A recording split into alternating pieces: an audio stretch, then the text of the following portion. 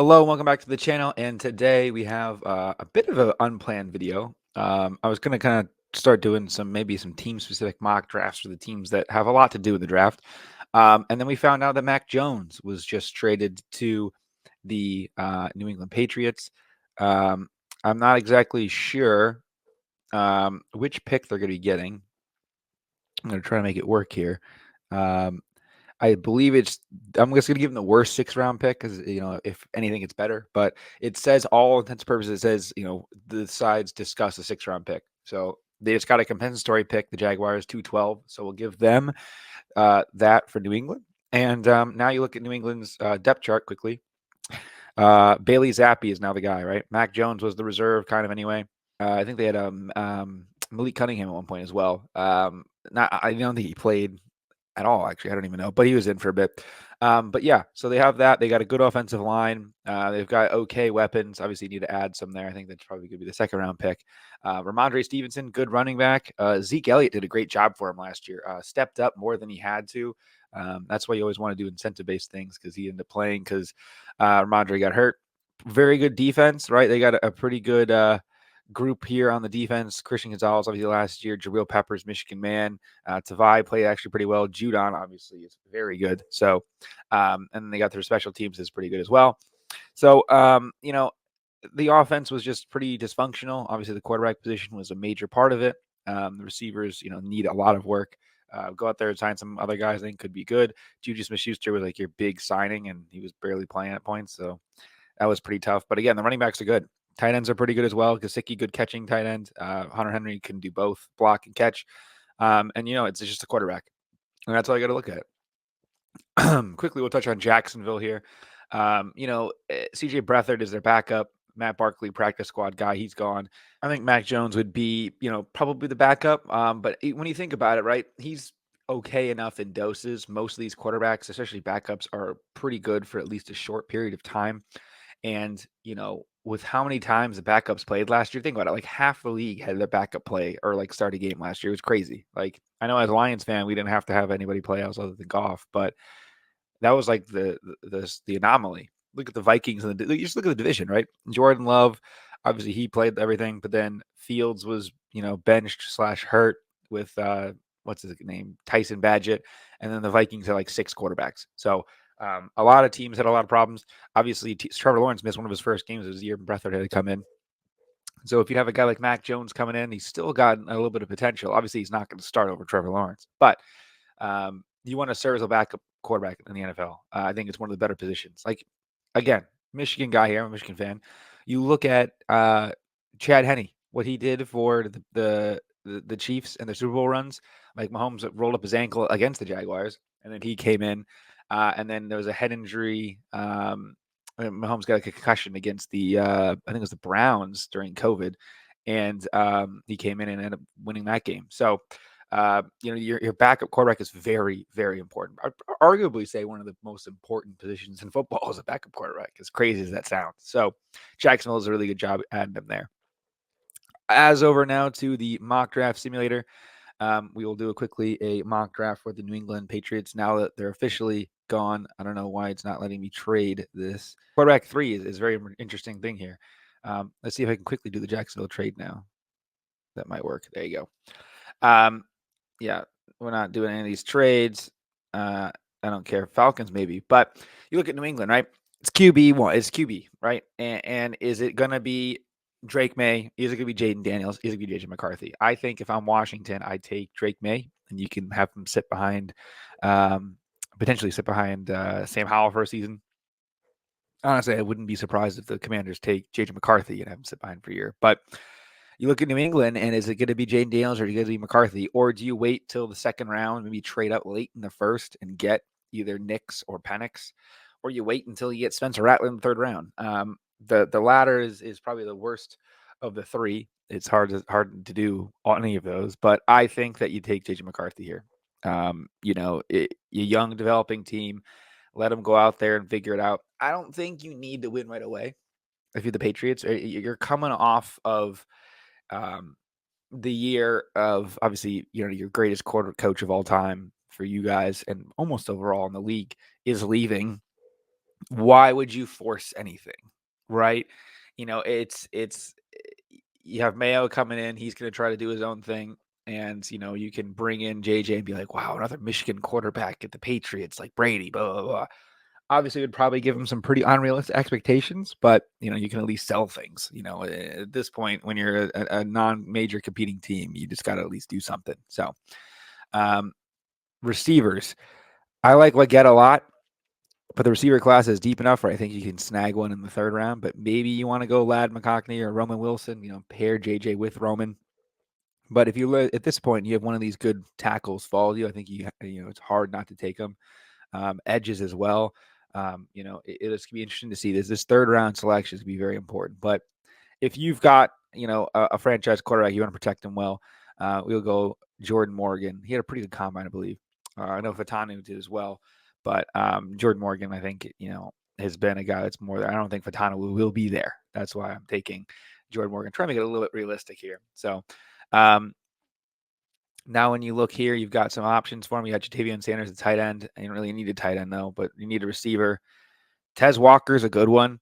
I wouldn't be surprised if they go receiver at least twice in this draft. Go a lot of offense because the offense needs a ton of help. The defense is pretty solid. It wouldn't be terrible to get an edge rusher here.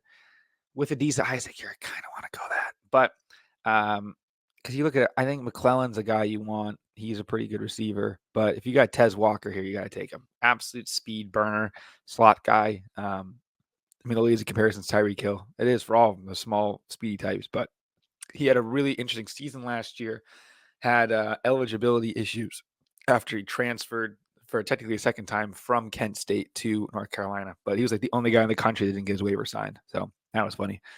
But they could go receiver again, but we're going to wait, I think, at least a bit here, get a bigger need here.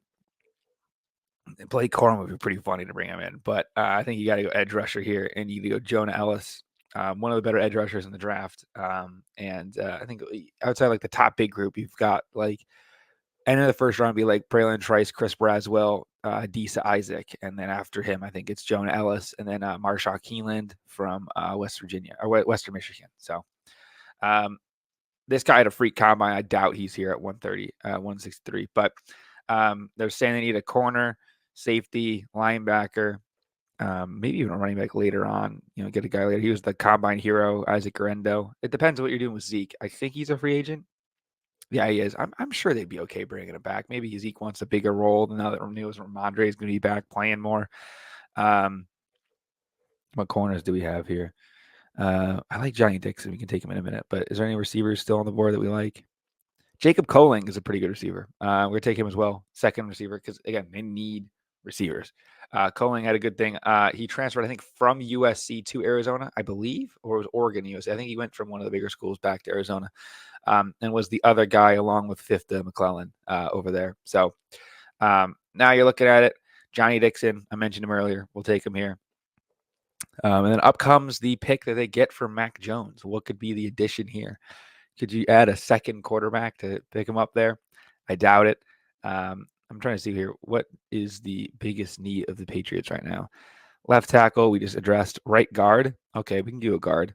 And then two receivers leaving. So we can do guard. Let's see what we got here for a guard. Oh my God, Trevor Keegan's gone. That stinks. Well, good for him. Glad he got drafted this high. But Drake Nugent is more of a center. Not more of a center, is a center. So he's not really an interior alignment like that. Coleman, I have no idea. I mean, come on. If you know these seventh round guys are crazy. Any nickel corners down here? Not to my quick knowledge here. Linebacker. I think you can get a good linebacker, Mike Barrett. Oh, he's gone too. Well, look, all these Michigan guys are gone, which is good for me. But I think it's, they could have some guys there go. Took two receivers. Let's just go top inside of offensive lineman available. Brendan Coleman. Hey, look, protect your guy. Your guy's JJ. He's probably going to be your guy for a bit, hopefully, especially for narrative purposes. But, you're going to go out there and do your thing. Running back, I think we can take it now. Corey Schrader and Vidal are guys I really like in this class. Vidal, one of the better pass blockers, small guy to Troy. Corey Schrader, obviously, was a practice squad walk-on. And I think that's the guy we'll take to finish off the draft here. Could be a good, third back. I think he'd be the third running back, right? Yeah, back here. Probably, taking Kevin Harris's spot would be Corey Schrader. But overall, that's the draft we have here. So we can quickly do a second one. So there it is. We got the pick done with the trade. And then here we go. Let's see the trade offers. Imagine the Lions going up to pick 3. That'd be crazy. I mean, they need way more than that to do it.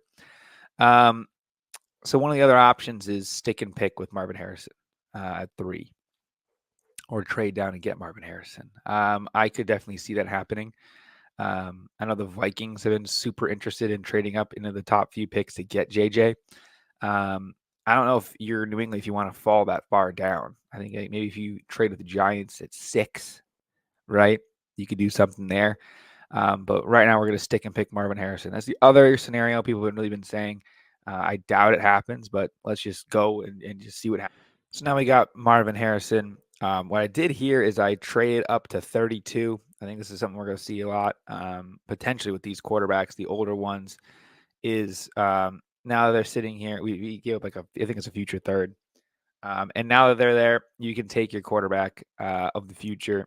Could I see Rattler going 3rd round? Maybe, but you can take Penix or Bo Nix, last pick of the 1st round. So you get the 5th-year option, because obviously you think he's going to pan out that far. So you got a pretty good combo here of Marvin Harrison and Bo Nix. I think people would argue that maybe is Bo Nix that big of an upgrade on what's his name? On Mac Jones. I mean, probably. I don't know if it's something you can definitely say for sure, but I would assume so, probably. Now that you're here, Marshawn Keelan, one of the better edge rush prospects, we'll take him because he's here. And it's kind of like the same type of vibe. But now, you really fix the receiver problem. Marvin Harrison would be a crazy high fantasy pick in this scenario. So we'll, get rid of these trades here. Offensive tackle, what we got available. Nothing super great. We'll probably look for Rosengarten at 136 if he's there. If not, we will audible quickly. But Jeremiah Trotter is one of my favorite guys. But if we need a guard, I might as well take one here. Christian Haynes. I wouldn't be surprised if Zinner goes high as well. But Haynes, pretty good guy out of UConn. Again, like if you're a bigger offensive lineman prospect and you're coming out of these smaller schools, I think you're usually got a pretty good hit rate here. So Rosengarten had a bad game against Michigan, but a good overall combine and overall season in general. I just had a bad game when everyone was watching, which is tough.